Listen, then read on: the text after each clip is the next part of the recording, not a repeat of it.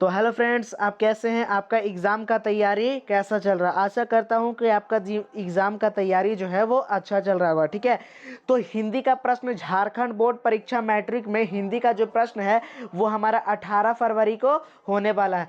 उसके देखिए कि ऑब्जेक्टिव प्रश्न लेकर के आए हैं, वो बहुत महत्वपूर्ण ही है। ठीक है, वो वेरी वेरी इंपॉर्टेंट आपके लिए ऑब्जेक्टिव प्रश्न लेकर के आया हूं मैं। तो इसे आप ध्यान से देखें और समझें और पढ़ें। ठीक है, कुछ व्याकरण के हैं और जबकि कुछ आपके प्रीवियस क्वेश्चन को भी उठा करके दिए हैं। जैक ऐसा ही क्वेश्चन लाता है। ठीक है, तो पढ़िए आप कहीं से, यहाँ से यदि आपको क्वेश्चन नहीं लड़ा तो एकदम 100% गारंटी देते हैं कि एकदम क्वेश्चनवा लड़ेगा तो लड़ेगा भैया। ठीक है, तो कहीं भागिए मत, इसको ध्यान से देखिए। देखिए क्या है कि हमारा पहला में क्या बोलता है कि निम्नलिखित पद्यांश को ध्यानपूर्वक पढ़कर पूछे गए प्रश्नों के सही उत्तर का चयन करें। ठीक है, तो ये वाला पद्यांश है, इसको आपको पढ़ लेना है। ठीक है, कुछ करना है कि पढ़ लीजिएगा और देखिए यहाँ पे हम लोग का उत्तर देना है। ठीक है, तो ये जब पद्यांश पढ़ लीजिएगा आप, हम यहाँ पे ऑप्शन बताते हैं। पहला क्या बोलता है कि कवि को अपने जीवन में क्या पाने के निरंतर दौड़ता है। तो याद रखना है कि इस पद्यांश में ना कवि अपने जीवन में हमेशा दौड़ता है क्या चीज पाने के लिए? लोकप्रियता को दौड़ने के लिए। लोकप्रियता यानी लोग उसको प्रिय करे, यानी पसंद करे। मान प्रतिष्ठा की बहुत रिस्पेक्ट करे। अपार संपत्ति, बहुत ज्यादा संपत्ति के लिए भी, और इनमें से सभी होगा, क्योंकि ये सबका क्या करता है? अपने जीवन में निरंतर दौड़ता है पाने के लिए कवि। अब सेकेंड नंबर क्वेश्चन देखिए क्या बोल रहा है कि कवि ने प्रभुत्ता की कामना को क्या माना है। तो कवि ने प्रभुत्ता की कामना को क्या माना है? तो ऑप्शन नंबर बी, कटु यथार्थ माने हैं। ठीक है, कटु यथार्थ पद्यांश में लिखा होगा, आप पढ़ लीजिएगा। ठीक है, कवि ने किसके पूजन की बात कही है? ठीक है, तो याद रख रहा है कि कवि ने किसके पूजन की बात कही है कि, तो ऑप्शन नंबर बी, जीवन की कटु सच्चाई की। ठीक है, जीवन की कटु सच्चाई की बात कही है। ठीक है, अब आगे नंबर हम लोग प्रश्न देखते हैं। 4 नंबर क्या है हमारा कि हर चंद्रिका में छिपी एक रात कृष्ण है। पंक्ति का भाव क्या है? ठीक है, तो हर चंद्रिका में छिपी एक रात कृष्ण है, इसका भाव होता है ना कि सुख दुख जीवन के अभिन्न क्या है? अंग है। यानी कि सुख दुख है वो जीवन के भी एक हिस्सा है, अंग है। ठीक है, अब आगे देखिए क्या है हमारा 5 नंबर में व्याकरण। ठीक है, यहाँ से देखिए व्याकरण का प्रश्न स्टार्ट हो गया है। टोटल 10 प्रश्न यहाँ से ऑब्जेक्टिव के व्याकरण के आएंगे, जो कि आपके एग्जाम में भी 10 ऑब्जेक्टिव पूछे जाएंगे। ठीक है, तो यहाँ देखिए कि 5 नंबर क्वेश्चन है कि इनमें से किस वाक्य में अकर्मक क्रिया, अकर्मक मतलब कि जिसमें कर्म नहीं हो, जो कर्मक नहीं है उसको हम लोग अकर्मक बोलते हैं। तो सीता गाना गाती है, वो कर्म है। सीता गाना गाती है, गाना गाना भी एक कर्म है, क्योंकि सिंगर लोग हैं जो गाना गा के अपना कर्म करते हैं और उससे पैसा कमाते हैं। वह किताब पढ़ता है, ये पढ़ना भी एक कर्म है। ठीक है, और लता चाय पी रही है। लता क्या कर रही है कि चाय पी रही है। ठीक है, लता जो चाय पी रही है ये भी हमारा क्या है? कर्म है। ठीक है, क्योंकि चाय भी पीना है कर्म है। कोई आपको दिया होगा कि पीजिए, तो आपका कर्तव्य है कि आप उस दिए गए को माना नहीं करना है। ठीक है, तो सी नंबर फलतुआ में कौची कर रहा है? सो रहा, तो ये अकर्मक क्रिया है। ठीक है, यानी कि ऑप्शन नंबर सी हमारा सही होगा, ये अकर्मक क्रिया है। अब 6 नंबर देखिए क्या बोलता है, इनमें से किस वाक्य में सकर्मक क्रिया नहीं है? ठीक है, यानी कि अकर्मक हो। ठीक है, तो इसमें से देखिए सोहन देर तक सोता है। सोहन कौची करता है कि देर तक सोता है। विद्यार्थी कक्षा में पढ़ रहे हैं, ये सकर्मक है। और देखिए मैंने उसे पुस्तक दी, ये भी सकर्मक है। कर्तव्य है कि पुस्तक देना है। ठीक है, सकर्म। और रमा पत्र लिखती है, ये भी क्या है? सकर्मक है। ठीक है, तो जो सकर्मक नहीं है वो ऑप्शन नंबर ए है, ये सकर्मक नहीं है। ठीक है, अब 7 नंबर देखिए क्वेश्चन क्या है कि वित्त का एक अर्थ होता है पेशा और दूसरा क्या होता है? तो हम बता दें कि वित्त का एक अर्थ होता है पेशा और जो दूसरा होता है वो हमारा स्वभाव होता है। ठीक है, अब आगे नंबर प्रश्न में पढ़ते हैं कि बोलता है कि जिस समास में पहला पद अव्यय और प्रधान होता है वह कौन सा समास कहलाता है? तो वह अव्ययी भाव समास कहलाता है। ठीक है, अब आगे नंबर प्रश्न देखिए कि नीलकंठ किस प्रकार का समास है? ठीक है, तो जो नीलकंठ है वो हमारा बहुव्रीहि समास है। ठीक है, अब आगे देखिए क्वेश्चन 10 नंबर बोलता है कि साधु ने आशीर्वाद दिया और गायब हो गया, कौन सा समास है? तो साधु ने आशीर्वाद दिया गायब हो गया, तो ये संयुक्त समास है। ठीक है, ये संयुक्त वाक्य है। अब आगे देखिए क्या बोलता है 11 नंबर कि जब बारिश होगी तब किसान किसान हल चलाएंगे रचना के आधार पर कौन सा वाक्य है? तो जब बारिश होगा, ठीक है, जब बारिश होगा तो किसान कौन चीज चलाएगा? हल। तो बारिश होगा तब हल चलाएगा, तो ये कौन सा वाक्य है हमारा? मिश्र वाक्य। ठीक है, ये कौन सा वाक्य है हमारा? मिश्र वाक्य। अब आगे देखिए 12 नंबर ऑब्जेक्टिव क्वेश्चन क्या है? जिस वाक्य में कर्ता के काम को प्रधानता दी जाती है वो कौन सा वाक्य है? तो याद रखना है कि जिस वाक्य में कर्ता के काम को प्रधानता दी जाती है वो कृतवाच्य होता है। ठीक है, वो कौन सा वाच्य होता है? कृतवाच्य होता है। ठीक है, ये ऑप्शन नंबर ए क्या होगा हमारा? सही होगा। अब आगे देखिए 13 नंबर क्या है कि मीरा के द्वारा पुस्तक पढ़ी गई। ठीक है, क्या हमारा कि मीरा के द्वारा पुस्तक पढ़ी गई। ठीक है, यानी कि मीरा के द्वारा पुस्तक पढ़ी जा रही है, तो ये कर्मवाच्य है। ठीक है, वो कर्म कर रही है पढ़ने का। ठीक है, अब आगे देखिए कि 14 नंबर जो है वो कह रहा है ना, क्या यहाँ खाली स्थान है और बोला क्या छक्का मारा। यहाँ का सही पद चुनना है कि यहाँ पे क्या भराएगा।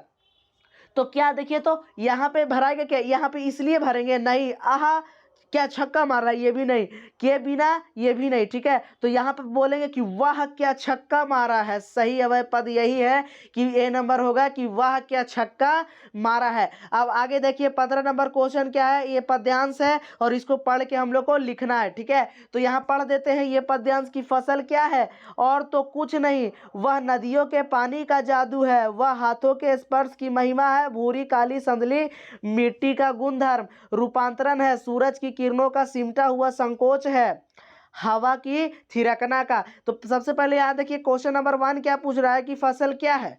फसल किसका जादू है? तो यहाँ पे लिखा हुआ है देखिए कि फसल जो है वो किसका जादू है? देखिए वह नदियों के पानी का जादू है। तो 15 का क्या होगा हमारा? नदियों के पानी का जादू। ऑप्शन नंबर ए सही होगा। ठीक है, 16 नंबर में देखिए क्या बोल रहा है कि फसल किसका रूपांतरण है। ठीक है, तो यहाँ ऊपर देखिए लिखा हुआ है हमारा कि जो फसल है ना, यहाँ ध्यान दीजिएगा कि यहाँ पे क्या किया हुआ है कि हमारा लिखा हुआ है कि यहाँ पे ध्यान देना है कि ऑप्शन नंबर क्या है? जो 16 था हमारा। ठीक है, जो 16 है वह पूछ रहा है कि फसल किसका रूपांतरण है। तो यहाँ पर देखिए ऊपर जो क्वेश्चन है वहाँ लिखा हुआ है कि सूरज की किरणों का सिमटा संकोच। ठीक है, रूपांतरण है, देखिए रूपांतरण है सूरज की किरणों का। ठीक है, तो किसका रूपांतरण है फसल? तो यहाँ मारिएगा ऑप्शन 16 का ए नंबर, सूरज की किरणों का। ठीक है, अब फसल किसका गुणधर्म है? 17 नंबर जो क्वेश्चन बा भैया वो कहत बा कि फसल किसका गुणधर्म है। तो याद रखना है कि ऊपर लिखा हुआ है कि जो फसल है ना वो मिट्टी का क्या है? गुणधर्म है। यहाँ देखिए कि बोल रहा है कि जो फसल का गुणधर्म यानी कि मिट्टी का गुणधर्म है। ठीक है, जो फसल है वो मिट्टी का क्या है? गुणधर्म है। तो मारना है 17 नंबर का एकदम खुशी खुशी, ऑप्शन नंबर ए मिट्टी का गुणधर्म है। 18 नंबर देखिए कौची बोल रहा है कि सिमटा हुआ संकोच, हवा का थिरकना का काव्य पंक्ति में अलंकार क्या है? तो याद रखना है कि इसमें अनुप्रास अलंकार है। ठीक है, अब आगे 19 नंबर देखिए क्या बोलता है कि हालदार साहब को क्या अच्छा नहीं लगा। ठीक है, हालदार साहब को एक ही बात अच्छा नहीं लगा कि जो कैप्टन था उसका लोग क्या करते थे कि भैया मजाक उड़ाते थे। ठीक है, तो देखिए पान वाले के द्वारा देशभक्त की मजाक उड़ाया जा रहा। जो कैप्टन था वो देशभक्त था, उसका मजाक उड़ाता था कौन? पान वाला। तो ऑप्शन नंबर डी भैया सही होई यहाँ पर बच्चे। अब यहाँ देखिए सारे स्टूडेंट ध्यान से देखिए, अब क्या बोल रहा है कि 20 नंबर बूढ़ा मरियल सा लंगड़ा आदमी कौन था? तो बूढ़ा मरियल सा लंगड़ा आदमी आपको याद होगा कैप्टन था। कौन था? कैप्टन था हमारा। ठीक है, आगे देखिए 21 नंबर क्वेश्चन क्या बोल रहा है कि कैप्टन क्या करता था? तो चश्मा बेचता था। ठीक है, उसका छोटा सा हाथ में पकड़ने वाला एक बांस का दुकान था जिसमें क्या करता था? वो चश्मा बेचता था। और चश्मा बेचना होता है ना, हम लोग उसको पता है बोलते हैं फेरी। यहाँ देखिए ऑप्शन में फेरी क्या है? सी नंबर फेरी मारेंगे। अब देखिए 22 नंबर क्या है कि हालदार साहब पान वाले से क्या जानना चाहते थे? तो याद रखना है कि हलदार जो साहब थे वो पान वाले से कैप्टन के बारे में जानना चाहते थे। ठीक है, तो यहाँ देखिए ऑप्शन क्या है कि मोतीलाल मास्टर के बारे में, कसबे कैप्टन के बारे में, किससे? कैप्टन के बारे में। ऑप्शन नंबर डी सही होगा। अब देखिए बोलता है कि 23 नंबर माता का आंचल पाठ के लेखक कौन है? तो माता के आंचल पाठ के लेखक याद रखना है कि शिवपूजन सहाय है। ठीक है, कौन है हमारे? शिवपूजन सहाय। 24 नंबर क्वेश्चन देखिए क्या बोल रहा है कि जॉर्ज पंजम की नाक व्यंग में कब की घटना का उल्लेख किया गया? तो जो जॉर्ज पंजम का नाक है ना चैप्टर, उसमें कब का घटना का उल्लेख किया गया है? तो याद रखना है कि ये इंग्लैंड की महारानी एलिजाबेथ के आगमन की। ठीक है, तो आगे नंबर देखिए 25 नंबर, सांप से डरकर भोलेनाथ कहाँ शरण लेता है? तो माता के आंचल में, ठीक है, माता के आंचल में लेता है, ठीक है। यहाँ देखिए ऑप्शन नंबर सी क्या होगा हमारा, सही होगा। अब आगे नंबर क्वेश्चन देखिए, 26 नंबर बोल रहा है कि जॉर्ज पंजम की नाक में किस पर व्यंग किया गया है? याद रखना है कि ये वाला वेरी वेरी इंपॉर्टेंट है, ठीक है, ये वाला अच्छे से याद कर लीजिएगा, ठीक है, क्योंकि ये हार्ड भी प्रश्न है और आसान भी। तो जॉर्ज पंजम की नाक में जो व्यंग है ना, वो सरकारी तंत्र पे किया गया। किस पे किया गया है? सरकारी तंत्र पर, ठीक है। 27 नंबर देखिए क्वेश्चन क्या बोलता है कि बेटे के मरने पर बाल गोविंद भगत क्या कर रहे थे? तो बेटे के मरने पर जो बाल गोविंद भगत थे झूम रहे थे और गा रहे थे, ठीक है। तो यहाँ देखिए गा रहे थे, ऑप्शन नंबर सी का होगा, सही होगा, गा रहे थे।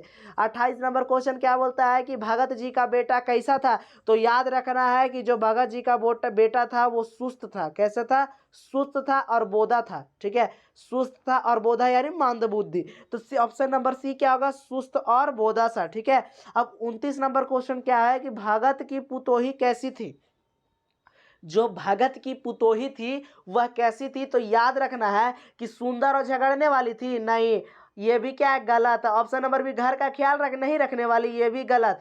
घर का पूरा प्रबंधन करने वाली, तो देखते हैं, इसको रहने देते हैं अभी, ठीक है। अब डी नंबर, बड़े का सम्मान ना करने वाली, ये गलत। ऑप्शन नंबर सी है वो सही है कि घर का वो पूरा प्रबंधन करने वाली औरत थी। अब आगे देखिए कि 29 नंबर क्वेश्चन क्या है हमारा कि बोधा का अर्थ क्या होता है, ठीक है। तो बोधा का अर्थ क्या होता है? 30 नंबर क्वेश्चन ये लास्ट है और इसको भी आपको ध्यान से क्या करना है कि याद कर लेना है, ठीक है।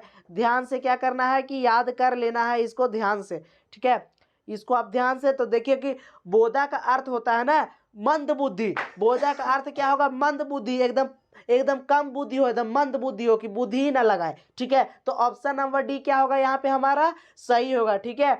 तो फिर से हम आपके लिए क्या करने वाले हैं कि अभी सब्जेक्टिव प्रश्न डाले हैं, वो आप देख लीजिए और फिर से आपके लिए सब्जेक्टिव और पत्र लेखन भी सिखाएंगे। तो चलिए फिर मिलते हैं हम एक नए वीडियो के साथ दोस्तों, तब तक के लिए जय हिंद, ठीक है। आशा करता हूं कि आपका प्रिपरेशन अच्छे से हो रहा होगा बिहार झारखंड बोर्ड मैट्रिक परीक्षा का।